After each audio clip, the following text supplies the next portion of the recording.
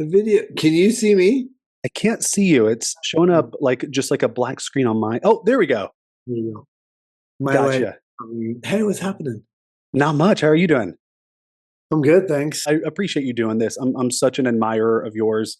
And you've been on my Mount Rushmore of like potential podcast guests for a long time. So I'm Good. really excited to connect with you.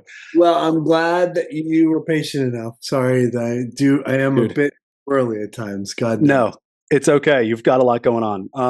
But I'm glad you followed through, and I'm glad we're getting a chance to do this. I'm excited to talk to you. Likewise. And just remind me, the idea of the podcast again is like the things that you've had to battle against. Yeah, it's kind of like let's save it. Let's save it for the thing. We'll get into it. Start there. Yeah. Let's start like with childhood. That's kind of where I usually start these to kind of get a feel for like where you came from. So I'd love to hear, where'd you grow up? What was home life like for you, and go from there. I was born in Detroit, Michigan, just outside Detroit, Michigan.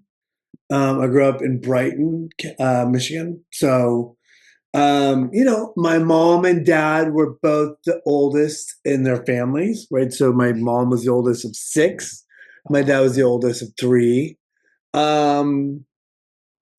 were both very young. They were 21 when they had me, 21, 22 when they had me. They just started dating, so I was a total mistake. Yeah. But I think I'm very Midwest. I mean, we had big family gatherings, there's a lot of card playing. Our vacations were we'd go out to the lake. And we're a very blue collar family. I think that's sort of how we grew up and how we started. My dad started his own company, or was a salesman when I was a kid. And then we left Michigan to go to California because my dad had a new job. Mm. I was like 10. And I swear to God, I would always move back to Michigan. I cried religiously for like a month before we left. Wow. And I had best friends. My best friends were Guy and Dookie. These 2 kids lived down the street. I mean, I grew up in a world where we would run around and we'd find frogs, and we'd jump in random lakes and like play in the woods. I mean, I grew up in a really sort of like, we would go to Kmart once a week. I mean, I grew up in a really sort of, basic world, very Midwest. And then came to California. My dad started his own company soon after we got here. He left that job and started his own company. And my mom and dad worked for this company called Clinetics that my dad started. He was like, it was clinical diagnostic tests. It's like pregnancy tests and Sure. all these tests. So that was my dad's business. And look, they didn't make a lot of money. They worked really hard. They worked crazy hours. And I grew up, I'm 55 years old. And so I grew up in a world where my parents were like, you just be home before, the streetlights come on. And I was a latchkey kid. And I was really autonomous from like 10 on. Yeah. I mean, don't get me wrong. They loved me. It wasn't like the cold-hearted place. My mom and dad loved me dearly. But it was just a different generation. Do you know what I mean? Like it was just a totally different world. It's interesting because I had a similar autonomy as a kid where on one hand, it's something I've been trying to unpack in therapy recently, because on one hand, I got a lot of attention because I was so ill as a child. I was in and out of the hospital. I had a bunch of surgeries. I have cerebral palsy, scoliosis, severe asthma. So every year I would probably spend about a month in the hospital from like age 5 until I was in my mid-teens. So I'd get a lot of attention in those moments, and then I'd go home and it's like it was free range. Like I could do whatever I wanted. I could come and go as I pleased. We lived on 15 acres that backed up to woods. And where did you live? Where did you grow up? Fort Worth, Texas. So and I'd go explore the woods at like 9 years old by myself, and walk to the movie theater. And did you have brothers and sisters? I did. I had an older brother who kind of did his own. He's 8 years older, so he was like chasing That's all. girls and yeah, Yeah. doing. So they say that in acting, they say that anything outside of 7 years, it's like you're an only child. Yeah. Well, I did have a younger sister, or do have a younger sister as well, who is 2 years younger, but she also kind of did her own. We all did our own thing. We were close, like we got along, but it was Sure. very. We were all very independent, and when I discovered acting, my mom would let me go to LA as a teenager, like at these summer boot camps and showcases and all of this stuff. So I spent a huge portion of my teen years in LA. And I've realized over the last year, really, that I have this intense fear of abandonment. And I think a lot of it came from, I always felt so supported and loved and believed in and encouraged and all of that. But I think me just having that level of independence and that little structure was hard, because it was these formative years where, I'm in LA. I was thinking back on it. There was like 20 different families or acting teachers or people that I lived with in LA from age 13 to 18. And it was kind of crazy. And That's crazy. I can't especially, imagine. dude, as a parent now. Yeah. Yeah. So did you have you come up on on any of those kind of feelings as an adult, getting older and kind of like reflecting back on everything? It's interesting. I don't have that sense of abandonment. I think that first of all, as an actor, I started much later. Mhm. I mean, I never had that experience as a third. I mean, I think it's really hard for kids, especially at 13. There's so much going on anyways. And you had a whole bunch of stuff going on top of that. Yeah. You know, um, it's just a really hard life in general. And to put that on a young person is really difficult. Yeah. Mm. How did you find acting? Like, what was your Yeah. path to that? I mean, look, I had a severe learning disability, which is quote unquote my limp, right? And so early on, like in seventh and eighth grade, I was diagnosed, for sure I have ADHD and didn't know it, still undiagnosed. But I had a learning disability in which I could read, I couldn't translate things from somebody teaching me verbally. It does not process in my brain. So Yeah. when you're teaching me rules around grammar or rules around math, I'm screwed. If I can read it, I could read off the charts, but I couldn't hear anything and learn. So I was doing math and spelling at like a third and fourth grade level when I was in eighth grade. So basically from eighth grade on, I would go into a class 2 or 3 times a day, and my homework would be speak and spell at like 16 years old.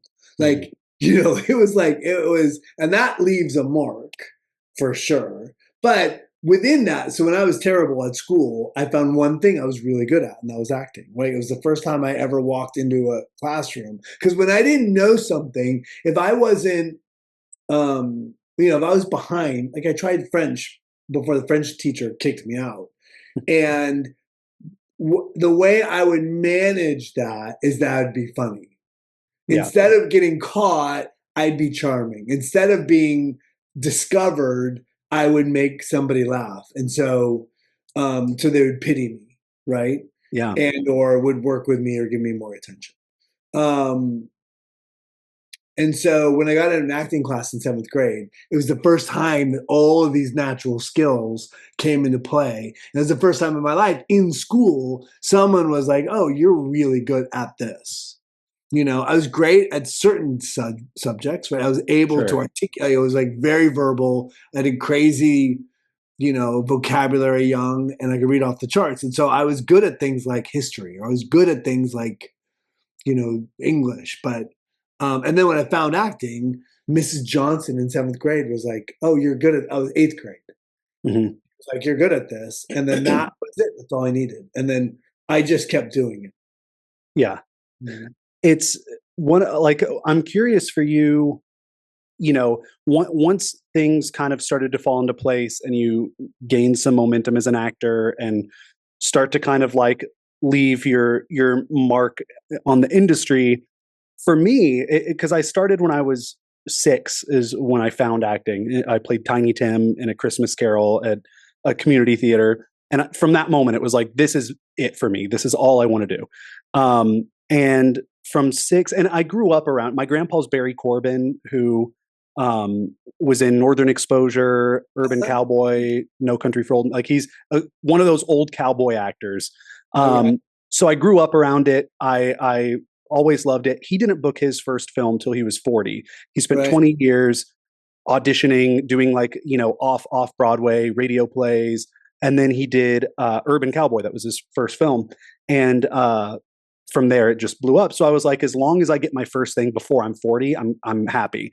So that's great. I mean, that sort of expectation, the break you gave yourself. Super powerful. It was, and I got, there was like a little bit of imposter syndrome because there was definitely opportunities I got because of my grandpa. Like he'd be doing an independent film and I'd get to audition for it and I'd get cast. So then there was always that in the back of my head. Like, am I only cast in this because they're doing my grandpa a favor? And then finally, the show I'm on now, The Chosen, we're starting season 6 in 2 months. And it's been amazing. Like being able to be on it. It's called The Chosen. It's like a biblical epic. It's about Jesus and the apostles, and I'm one of the apostles in it. It's been really great, and it's been such a fun experience.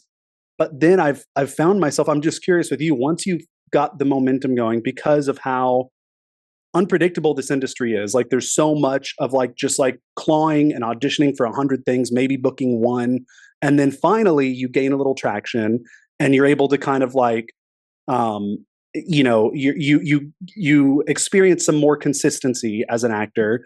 But I found myself, and I'm starting to kind of settle back into like being okay with whatever happens. But I did find myself for a while, like not being able to fully enjoy my experience on the show because I'm like, this is going to end at some point, and then what? So is that something that you came up against? And if so, how were you able to kind of navigate all of that? It's a great question. A couple of things. First and foremost, Jimmy Stewart went to his grave wondering if he would ever work again. Yeah. Right. And that's just the curse of an actor or any creative, waiting for other people to give them permission to feed their family. And so what I did, first of all, I stopped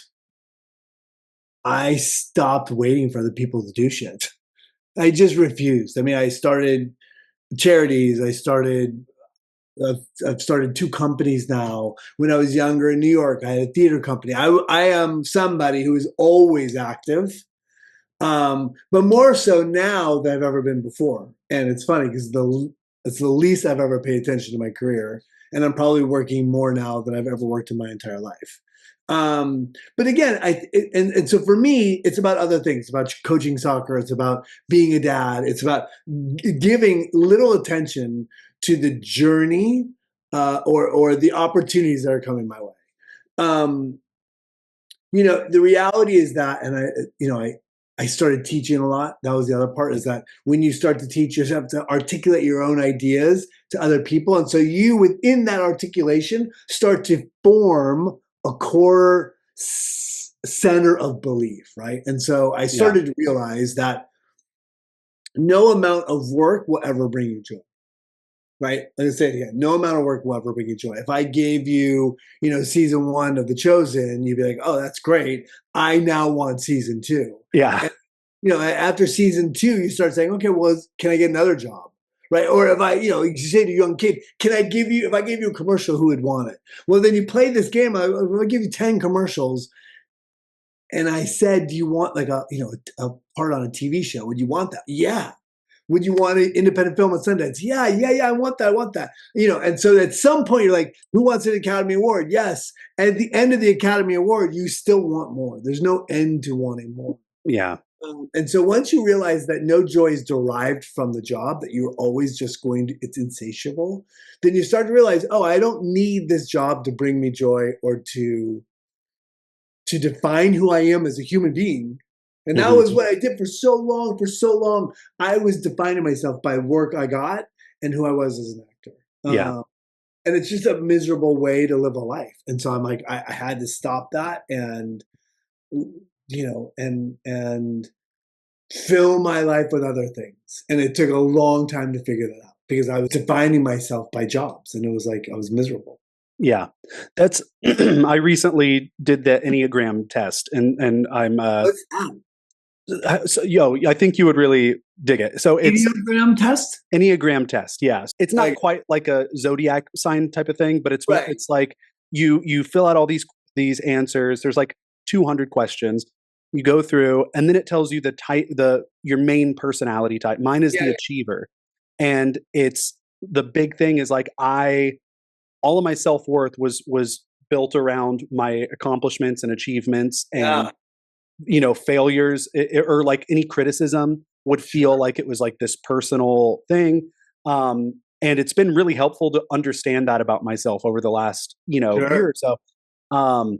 And also like, that's a reason I started the podcast and started, I do stuff with, differently abled, actors and like organizations to shine a light on disability in the film industry and like try to branch out and have found other things that have brought me so much joy other than just like booking a job. And that's don't you feel the success of that? Like in your relationship as a father, as a partner. I mean, all these things, like you're like, oh yeah, F that. We don't need that job. The job is not, I am not this job. Yeah. It's just like a weird, and I also think that it gives you the opportunity to be present. Like you're not really worried about, so much of our industry is wrapped up in these ego traps, right? And it's like,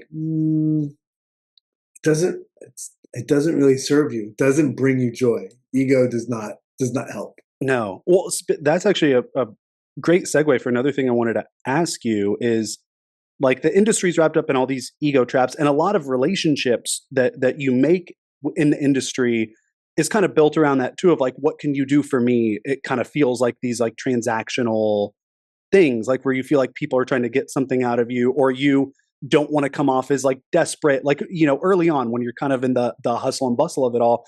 And like, I've found the thing that is, in addition to like finding other things outside of just booking jobs to bring me joy, I've also found the artistic community, the people I've surrounded myself with, my pack are like, they keep me sane and are able to, I've found my people, like my people for life. And the ones that like, I just wrote my first feature right here. And, I have my friends that like will read it and give good feedback. And like, I'll do the same. And it's not this, where people are all just trying to like get ahead of one another. We just want to support each other and go through it all together. And that has been huge, but it was difficult for a while. Like my whole time in LA, I felt so alone and I felt, so isolated, and I had a lot of friends, like people I'd hang out with, but it felt very surface.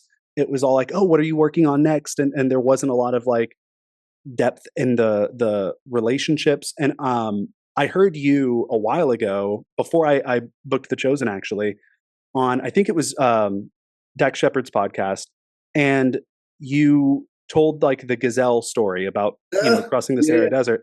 And it meant so much, like it just hit really close to home because I was like, I need to find my other gazelles. And I did. That's as grateful as I am for the work on The Chosen and for the opportunity and, the doors it's open and all of that. The thing I'm more grateful, the thing that I'm more grateful for than anything else regarding that show is the relationships that it's created. And I'm curious for you where you found your pack of gazelles, and also if you wouldn't mind sharing that metaphor here as well, because I would love for my listeners to hear it too. Yeah. Well, the analogy comes from the first time I started teaching. I was at Vancouver Film School, and it's the first time I came up with this stupid analogy, which is so stupid, is this metaphor. And my whole thing is I don't think you can do it alone. My whole thing is that everyone was like, what is the one thing you tell a new actor? And I'm like, you can't, there's no way to do this by yourself, and you have to have other people on the journey with you. And so, at some point, I was saying to this auditorium, I was like, look, it's like, I consider myself, like, my goal as an artist is to die an artist, right? All the time you're being pulled back to get a real job, or to, in hard times, like, maybe I never come back. The question becomes, what are you going to do in the interim? Like, how are you going to feed yourself? And so,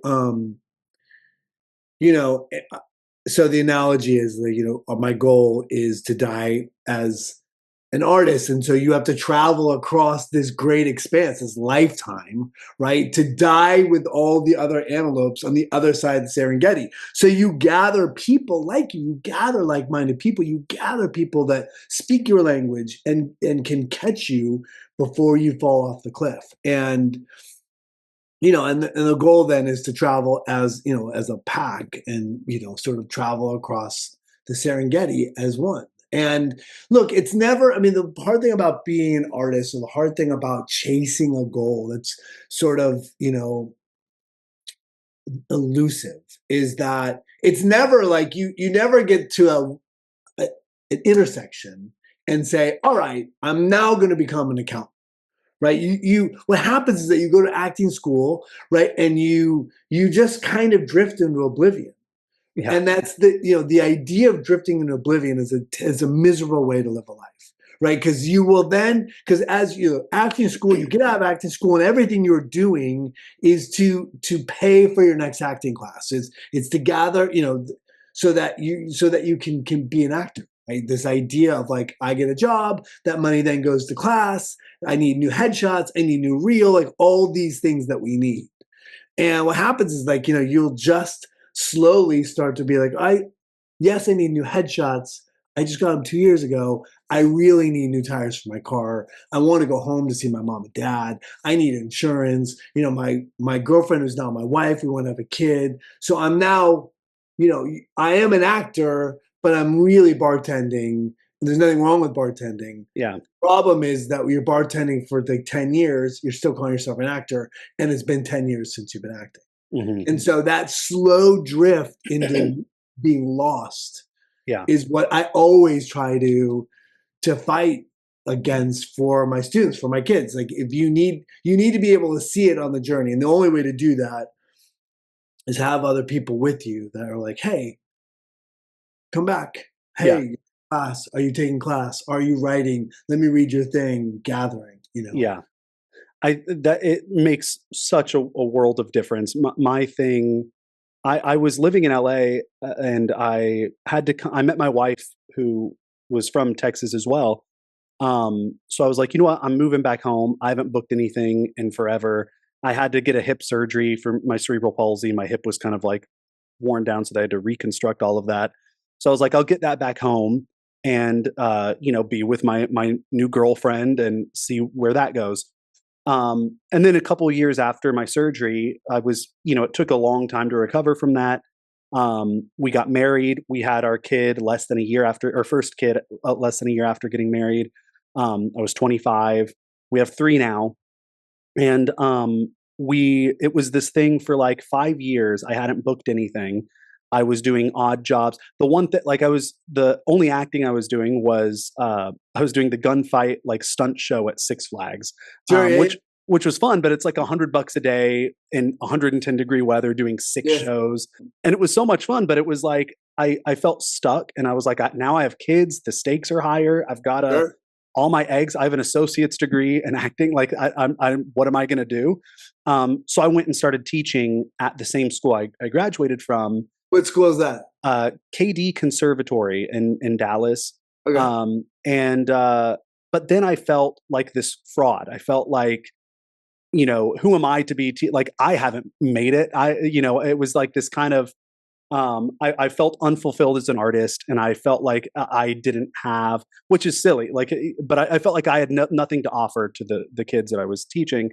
That goes back to that personality. That's the accolades. Yes. But that's total crap. You totally have things to teach. Yeah, and I see it now, but it was hard. Yeah, I get it. And then I ended up finding, while I was there, I met other people, like other acting instructors and people that worked there and students that I was being inspired by them. And it reignited this like spark in me. Cause before I just would wait for auditions and I'd get one or two a year and that was it. Yes. And like, then I was like, no, I'm going to start reaching out to people and I'm going to start trying to make my own things and going back to Yeah. acting classes myself. And that's when I booked The Chosen, which actually was auditioning for the Texas like locals because we shoot a lot of it in Texas. They were auditioning in the building that I worked at, which was pretty wild. And it was huge for me. So I now after having done it, I'm now having this itch to go back and teach again too. Sure. Like it's something I really would love to do, and I feel this calling to do it. And I'm curious with you. I was reading about you did an interview about how there was this I'm always moment. scared about what comes out of Yeah, these no, moments. I'm like, oh yeah. shit, what did I Here's the say? gotcha moment. Yeah, No, yeah. you. It was the interview about when you got the Dancing with the Stars call and Oh like yeah, reevaluated everything and went back to teaching and yeah. stuff like that. I'm I started curious. to teach. I had never taught, so I Oh, you started. hadn't taught yet. I learned so much when I was teaching, and I that's another reason I want to go back because it is so, like you said, you have to learn how to articulate your own thoughts and opinions and feelings, and Yeah, and in that articulation, you create your own beliefs. yeah, it's remarkable. And I'm curious with you, what some of those beliefs are like since you started teaching. Like, what have been some of the biggest revelations or lessons that you've kind of learned yourself on that journey? Yeah, oh, that's good. I like that question. It's so funny. Last night cooking dinner with my wife, I had this whole thing about fake crying. I don't know why we got in this conversation. There was times in my life that I used to, it's stupid. I used to fake cry. And my wife was like, why did you, like, what are you talking about? And I told her, like, nobody in school, I went to Circle and Square in New York.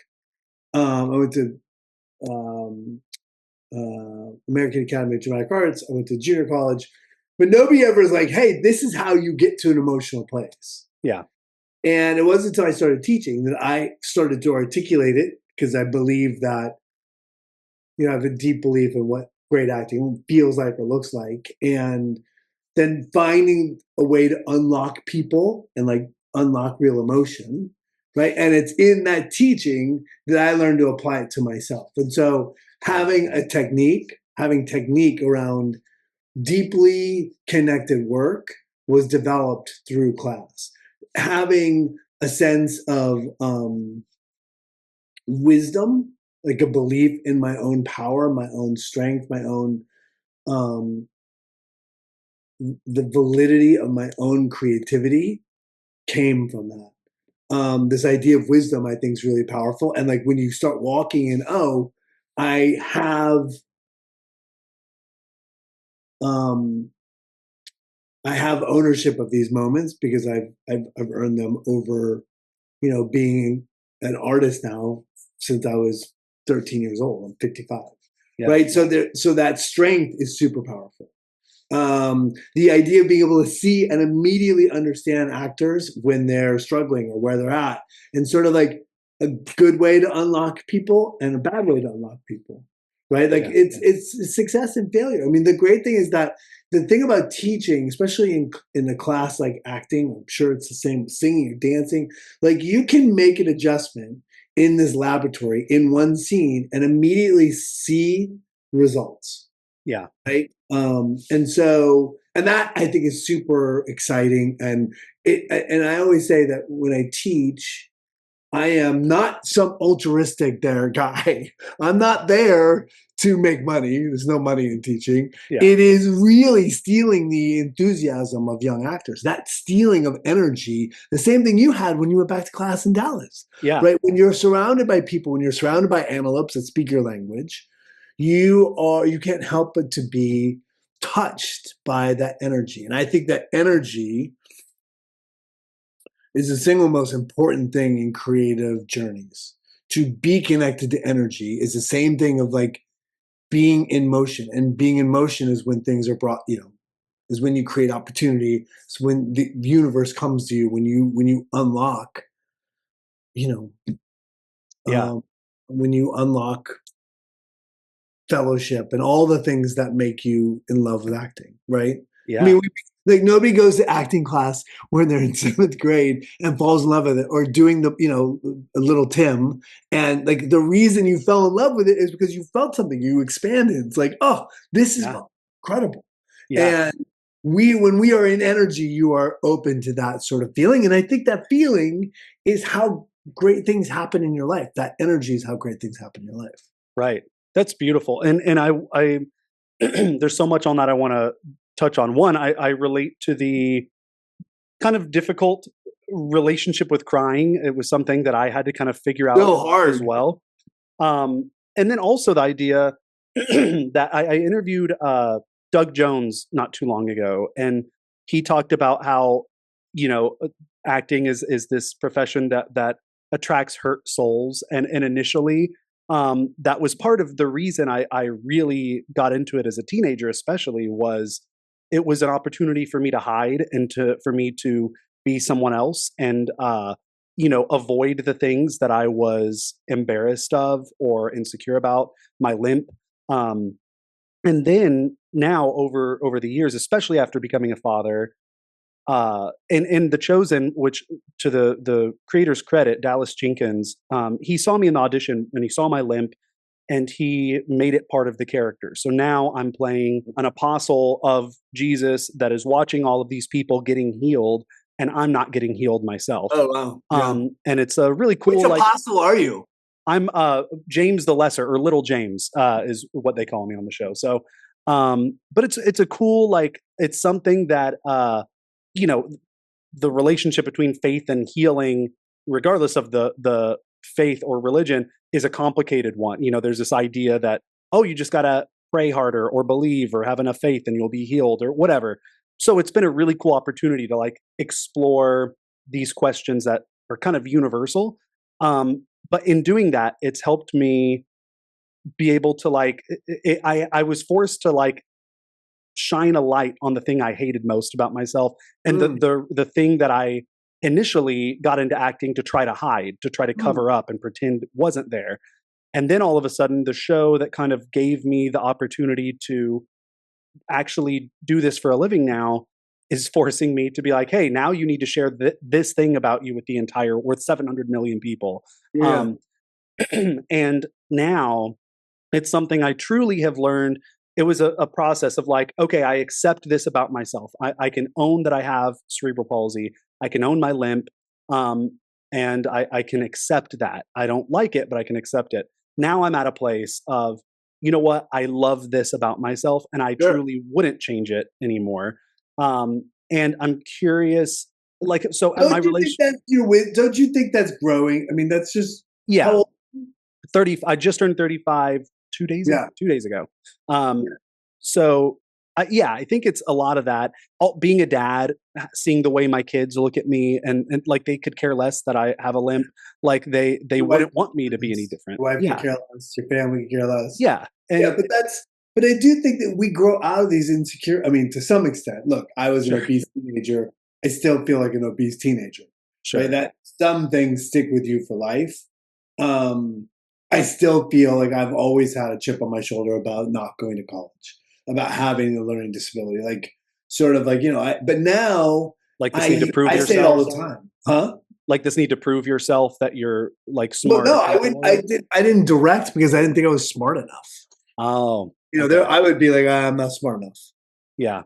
I'm not smart enough to start a company. I've now started multiple companies. Like there was a lot of like, I'm not smart enough. And then, through time, you're like, yeah, it's ridiculous. Yeah. But anyway, sorry, what you were asking. No, I just wanted to ask, about that. Like, was there ever a shift for you where, initially, especially when we're younger and more immature, it is kind of an opportunity to hide our insecurities from the world or to try to be someone that we're not. But then I've seen a lot in a lot of actors as they mature, this, including myself, this shift of then using those things about ourselves that we used to perceive as weaknesses and seeing the strength within those things. And it then becomes an opportunity to, instead of running from our true selves. Acting is an opportunity now to discover more about ourselves and to, peel back all of these layers that we've been avoiding for so long.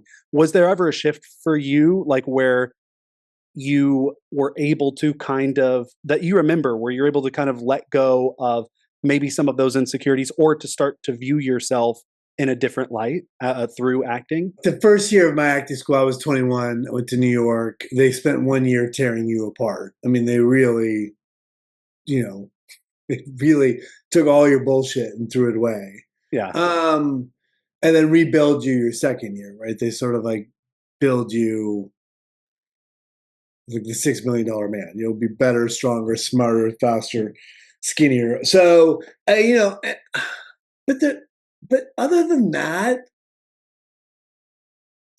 I mean, look, I also I'm not somebody that really dwells on the past. Yeah. I don't dwell on sort of success or failure. Um, so I can't really speak to who I was at 27 as clearly as I can, as I can speak to the person at 25, at 55. Um, but I don't think there was like ever. Look, here's the good news about me. I have been me through thick and through thin, right? I was never really the guy who did, I've never done drugs, I'm not a drug guy. I Yeah. never went to parties. I wasn't very good at womenizing. Like there are just things in my life I just never really fell into that cycle, right? I played Dungeons and Dragons. I've been playing Dungeons and Dragons since I was a kid. I still play. Like I've gotten a lot of shit for those things over the year. I don't really care. Yeah. It's like, so like I wasn't really, in terms of like acting, I didn't really need to be reformed because I was really good very early on at being me. The only reason I ever worked is because I walked into the room, I'm like, hey, this is my take. And whether that's audacity, ignorance, charm, whatever it was, like it had served me my whole life. And so in terms of being remade or discovering things, like I've definitely discovered things. We talked about teaching and wisdom and age Yeah. and being a father, but it wasn't like I wasn't really trying to unlock new elements of my life because I was struggling. Now look, I have all kinds of insecurities. Sure. And I'm very good at voicing insecurities. I'm very good at telling you I'm jealous. I'm very good at telling you I have learning disability, that I was obese. It doesn't mean I necessarily have come to terms with all of it. Um,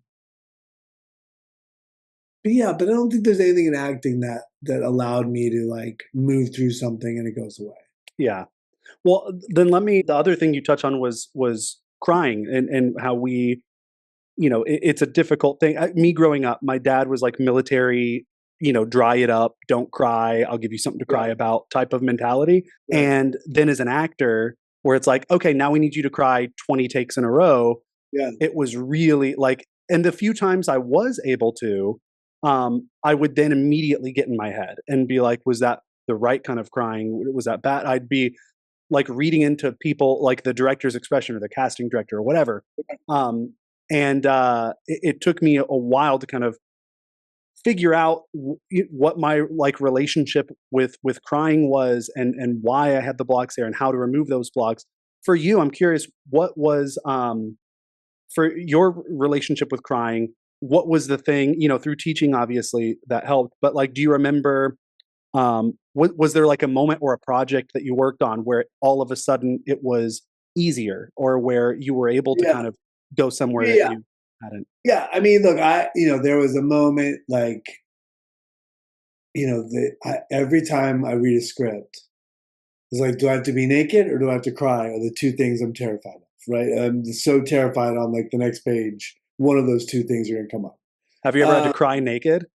no, I've never had to cry naked. I am not a big fan of getting shirtless. Is not my, when you're an obese kid, the last thing you want to do is take your shirt off. And Yeah, at I feel you. 55, it's not getting any better. It's getting worse. So, but the idea of like, look, so, there's definitely times in my life where I baked it on SVU. There's a movie called SLC Punk where, there's a moment in that movie where I lose my best friend. Spoiler alert, came out 30 years ago. And I did a take before lunch and I faked it. And the director, James Marandino, said, let's go to lunch. And I'll never forget, I was telling my wife the story last night. I sat in this room, this cold room in Salt Lake City in the middle of winter. And I literally went through this whole thing. I was talking to my dad because I was trying to unlock, I was trying to take away the protections. And so I was doing all these things. I was just saying all these things I had to say to my dad. And we got ready to do the next take, first take after lunch, a huge mag. And I started, and in the scene, I have no lines. And I walk downstairs, I find my friend, and I think I had one word. And I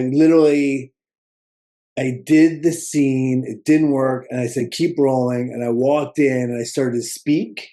And it was the energy of unlock, like taking, taking your voice and sort of speaking truth. And within that, I broke. And so we ran the whole mag. It's a really crazy scene. It's super powerful. And it's a scene, one of the most proud moments of my life, because there's like this incredible depth of emotion that happened. Yeah. I found it irrepeatable. I tried multiple times where I was supposed to break, and then that's when the SVU thing happened. I was like, oh, this is so bad. It's so cheesy. And it wasn't until I started teaching and started to help other people unlock and understood what it took for me to find a place of real emotion. And now I feel like I've got like 100 examples of me having real emotional experiences on screen while I was working. And so now I do not fear that scene. In fact, I love that scene. Yeah. There's a movie called Life of Chuck that comes out next year that Mike Flanagan did, that also, when you sort of let go of expectations of performance, things happen. And there's a great scene in that movie. It's my only scene in that film, but something happened in that take where I was like, I started to unlock and crack. And so all of a sudden, that the distance between real emotion is very narrow. There's a very thin membrane where it used to be a wall. Things just happen now and you break through. And some of that is just getting older. Some of that, you're not worried about the results. You're not worried about the take. What people are thinking of you. Yeah. That is something I didn't have in my life, which is like seeking approval. Like, yes, I had it to some extent, but it didn't haunt me. Yeah. It's brutal. Having to is everyone happy? Yeah. Oh man. That was I think my big thing was, my mom is such a people pleaser. She's the most giving, loving person on the face of the planet, but kind of passed that on to me, where it's like, hey, you can control you're responsible for how the people around you are feeling. And like, my dad had this really short fuse. So it's like, okay, I've got to say the right things. I've got to do the right things. I've got to make sure he's in this happy mood. And I carried that over into acting for sure, with directors and, everything.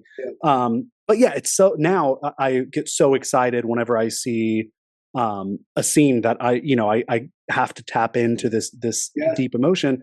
Have you, as a teacher, is there like a specific method or approach that you found has been effective for most of your students? Or is it more about finding like a specific thing for each person, like everyone having their own path to getting to those emotions? Like, what's been the route for you? Yeah, look, everything in my life comes back to energy, being in energy. And so in energy, in scenes like that, you've got to have something going on. You can't just, you've got to have some kind of engine happening, right? Something's got to be up. And if it's not up, then what do you do to get connected to that energy? That's sort of where I start and finish. Yeah. I love that. Sorry, my 9-year-old just walked in. You get your computer, baby? Okay. I'll be out there and help you. She's behind on homework from having the flu, so we've been trying to catch up on everything. I understand deeply. I want to give you a chance to kind of, speaking of the Mike Flanagan film, which I can't wait for. He's one of my favorite filmmakers working today. I wanted to ask about any of your projects coming up that you want to promote, or anything else that you're working on. But then I have my final question that I end all of my interviews with. Oh, good. I'll ask you after that. Yeah, I mean, final. I mean, just in terms of like projects, just got announced for Scream 7, which That's is right. fun. We just did Five Nights at Freddy's 2, which is fun. I am currently negotiating for 3 TV series in spring, which is Wow. exciting. One of them is Mike Flanagan's Carrie. Oh, So great. we'll have to work on that for sure. Um, and then, for me, and then Life of Chuck comes out this year. I'm in season 2 of Cross, which comes out this year. So it's been great. I've had like a really robust sort of resurgence, which is nice. Yeah. And then Yeah. what's more exciting for me than that is really I have a company called Find Familiar Spirits. We build high-end spirit experiences around fandoms. So we have Quest End, which is a Dungeons and Dragons sort of RPG themed whiskey. And each bottle is a continuation of an ongoing saga. And then we have Macabre Spirits, which is a tequila based in the horror community. And then within that company, I'm the daily, day in, day out co-CEO of that company and co-founder. And so I do that all the time. And the Beetle and Grimm's. Beetle and Grimm's is constantly producing Dungeons and Dragons accessories, and we just did a Star Trek mystery box, and we've got a bunch of exciting Kickstarters coming up. So for me, those things are as exciting as my career. I mean, my career I've been doing a long time. These things that I'm building with my friends are sort of new adventures that are awesome. Yeah. That is awesome. I'm so thrilled for you. I want to ask though, so since we talk so much about insecurities or the struggles we've had in the past, I always like to end on a really positive note. And like you mentioned, it is so easy to talk about the insecurities. So I want to ask you, what's the thing that you love most about yourself?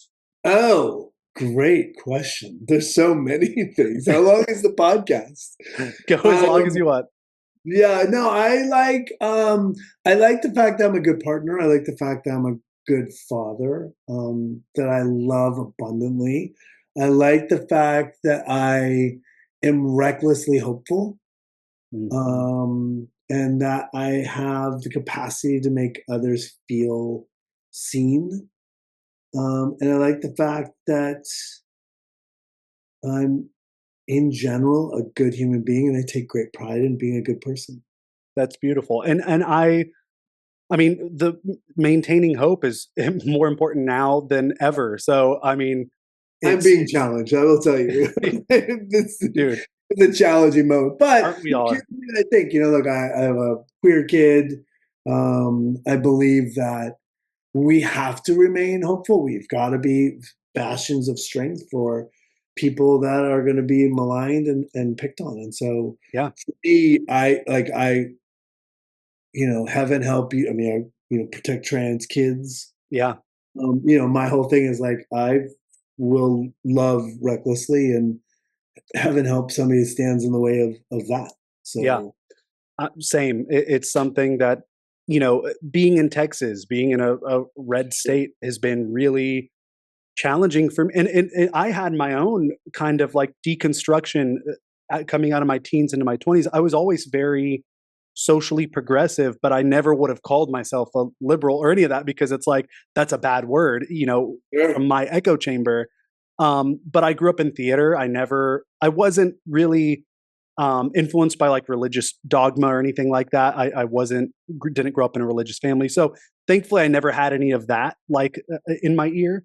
But yeah, as I've gotten older, and then being in a state where there's like I just saw this morning, Texas as well as 16 other states are trying to get rid of. I think it's called Section 504, which protects disabled people and gives them it guarantees them access to healthcare and education that's accessible.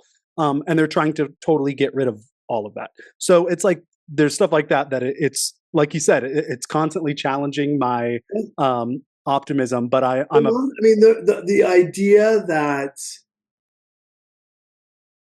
that you would remove DEI initiatives, yeah, or that you would stop, remove the Department of Education or this. I mean, like, what are we doing, dude? What are we yeah, doing?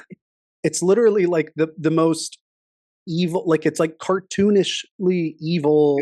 Well, it's literally you've got a guy on stage doing Nazi salute. Yeah. Yeah. I don't know. I don't know. I don't know what's happening. Listen, it's an experiment. Yeah.